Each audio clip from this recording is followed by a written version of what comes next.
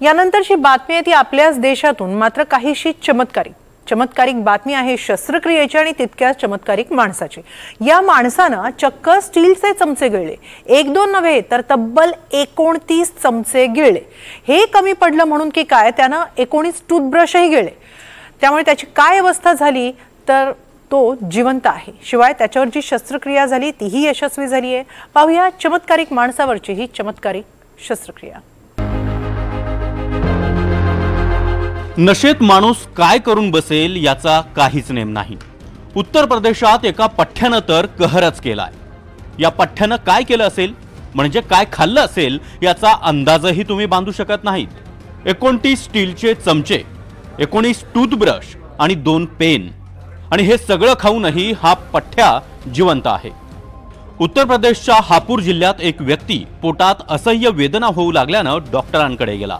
डॉक्टरांनी तपासणी केली, एक्सरे काढला, त्यात जे काही दिसलं ते पाहून डॉक्टरच चक्रावले। मग विचारविनिमय आणि सल्लामसलत करून शेवटी शस्त्रक्रिया करण्याचा निर्णय घेण्यात आला। देवानंदानी रुग्णालयात तब्बल 5 तास चाललेल्या शस्त्रक्रियेत त्याच्या पोटातून 29 चमचे, 19 टूथब्रश आणि 2 पेन बाहेर काढण्यात डॉक्टरांना यश आलं। देवानंदानी रुग्णालयाचे अध्यक्ष डॉक्टर श्यामकुमार आणि डॉक्टर संजय राय यांच्यासह 5 जणांच्या पथकानं ही शस्त्रक्रिया केली आणि 23 सप्टेंबरला या पठ्ठ्याला डिस्चार्जही मिळाला आहे। घर वालों से नाराजगी के कारण या एडिक्शन की लत के कारण इसने वहाँ जो स्टील की चम्मच है वो तोड़ करके खानी शुरू कर दी और टूथ ब्रश है वो काफी संख्या में खाए।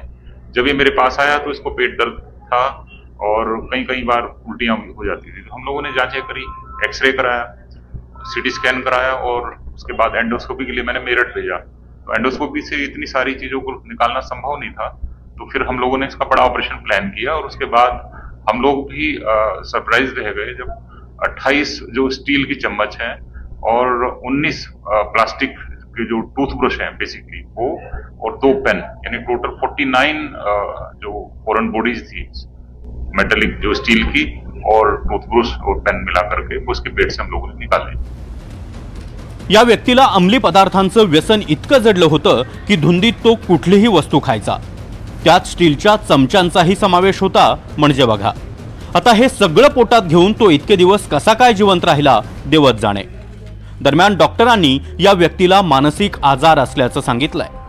हे प्रकरण ट्रायकोटिलोमेनिया किंवा पिका डिसऑर्डर याच्याशी संबंधित असू शकतं असा अंदाज डॉक्टरांनी बांधलाय। या गंभीर मानसिक आजारात एखादी व्यक्ती कुठलीही वस्तू गिळू शकते। आगे देखिए, चूंकि मैं उसका ट्रीटिंग सर्जन रहा हूं, मैंने ऑपरेट किया है उसको, और मैं सर्जन होने के नाते, एक जिम्मेदार नागरिक होने के नाते भी मैंने उसको साइकोथेरेपी भी दी है, उसको समझाया भी है, और मेरे से वो प्रॉमिस करके गया है कि सर मैं आगे जीवन में इस तरह की नशे की चीजों का या इस तरह की चीजों का सेवन नहीं करूंगा। नहीं, वो बेसिकली अब जो टूथ ब्रश है तो वो ब्रश रहते ही हैं, क्योंकि वहां पे तो कैंप में काफी पेशेंट रहते हैं जो डी एडिक्शन के लिए, तो वो किसी का भी ब्रश उठा करके तोड़ के खा लेता था। ऐसे ही चम्मच है, क्योंकि खाने के में चम्मच तो अवेलेबल रहती है, तो आदमी खाना खाता ही है, चावल खाता है, दाल वगैरह खाता है चम्मच से।